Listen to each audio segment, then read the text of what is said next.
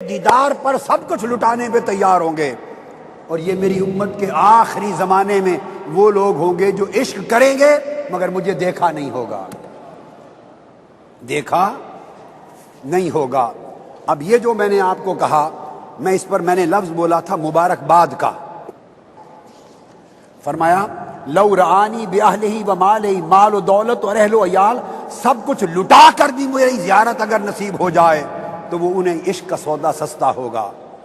اب اس پر آقا علیہ السلام نے پوچھا صحابہ کرام سے، عمرو بن شعیب روایت کرتے ہیں، آپ کو میں مبارکبادی کے لفظ اینڈ میں بتاؤں گا۔ روایت کرتے ہیں آقا علیہ السلام نے صحابہ کرام سے پوچھا ای الخلق اعجب الیکم ایمانا، صحابہ سے کہا بتاؤ سب سے بہترین ایمان کس کا ہے، سب سے بہترین ایمان کس کا ہے؟ صحابہ کرام نے کہا قالوا الملائکہ، یا رسول اللہ فرشتوں کا، یا رسول اللہ فرشتوں کا سب سے بہترین ایمان ہوگا۔ آقا علیہ السلام نے فرمایا وما لهم لا یؤمنون وهم عند ربهم، ان کا ایمان سب سے بہترین کیسے ہو گیا؟ وہ تو ہر وقت رہتے ہی عرش پر آسمان پر ہیں اور خدا کی انوار و تجلیات دیکھتے ہیں، اگر وہ ایمان نہیں لائیں گے تو اور کون لائے گا؟ ان کا ایمان عجب نہیں ہے، بڑا عجیب نہیں ہے ان کا ایمان۔ پھر پوچھا بتاؤ پوری مخلوق میں سب سے پیارا اور عظیم ایمان کس کا ہے؟ پھر صحابہ کرام نے کہا قالوا النبیون، یا رسول اللہ پھر انبیاء کا ایمان سب سے بہتر ہوگا۔ اپنی اپنی سمجھ اور سوچ کے مطابق جواب دے رہے ہیں انبیاء کا ہوگا۔ فرمایا وما لهم لا یؤمنون والوحی ینزل علیہم، انبیاء کا ایمان عجیب تر کیسے ہو گیا؟ ان پر اللہ کی وحی اترتی ہے، اگر وہ ایمان نہیں لائیں گے تو اور کون لائے گا؟ صحابہ کرام چپ کر گئے۔ اب ان کی سمجھ میں نہ آئے کہ اب کیا جواب دوں۔ آقا نے پھر سوال کیا بولو۔ آقا علیہ السلام نے پھر پوچھا ای الخلق اعجب ایمانا، کون سی مخلوق اور طبقہ سب سے بہترین ایمان والا ہے؟ پھر صحابہ کرام نے سوچ کے جواب دیا فنحن یا رسول اللہ، پھر شاید ہم ہوں گے، ہم ہوں گے۔ آقا علیہ السلام نے فرمایا نہیں، وما لکم لا تؤمنون وانا بین اظہرکم، تمہارا ایمان عجیب کیسے ہو گیا؟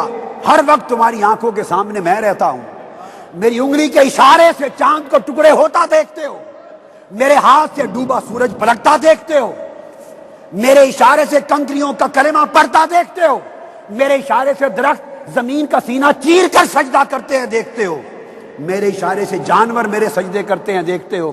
یہ سب کچھ دیکھ کر پھر بھی تمہارا ایمان لانا کوئی عجیب بات ہے؟ نہیں، بتاؤ عجیب ایمان کن کا ہے،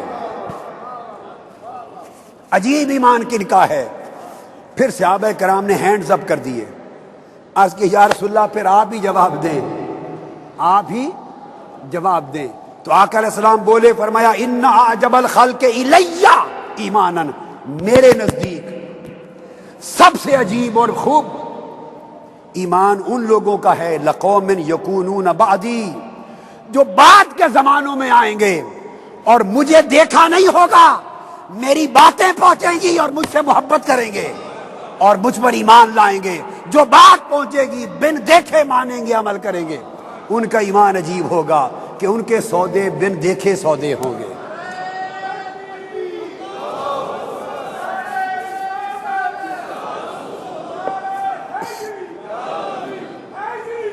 یہ جو بن دیکھا سودا بڑا عجیب ہوتا ہے۔ ہارون الرشید کا زمانہ تھا، وہ اور اس کی بیوی ملکہ زبیدہ خاتون دونوں بگی میں سفر کر رہے تھے، بگی جو منہیٹن میں ہوتی ہے اس پہ سفر کر رہے تھے۔ راستے میں دریا دجلہ کے کنارے سے گزرے اور وہاں ایک بابا بیٹھا تھا، ملنگ، مجذوب درویش، ان کا نام تھا بہلول، ان کا نام کیا تھا؟ بہلول، اور لوگ ان کو بہلول مجذوب بھی کہتے، بہلول مجنوں بھی کہتے اور بہلول دانا بھی کہتے۔ حضرت ہارون الرشید کے زمانے میں خلیفہ، وہ دریا دجلہ کے کنارے بچے جب سینڈی بیچ پر جاتے ہیں نا، small kids, when you go to sandy beaches and you make small houses with wet sands، تو وہ پاؤں ڈال کے تو گھر بنا رہا تھا سینڈی بیچ پر، ہارون رشید کو کہا اس کی بیوی نے، زبیدہ خاتون نے، کہ چلو اس بابے کے پاس۔ ہارون رشید چل پڑا، جا کے پوچھا زبیدہ خاتون جو کوئین تھی، queen of that time of empire, پوچھا بابا جی کیا بنا رہے ہیں؟ حضرت بہلول مجذوب نے کہا جنت میں گھر بنا رہا ہوں۔ یہ جسٹ ایک حکایت ہے، حکایت سمجھانے کے لیے۔ پوچھا بیچتے بھی ہیں؟ تو فرمایا بیٹا ہاں بیچتا بھی ہوں۔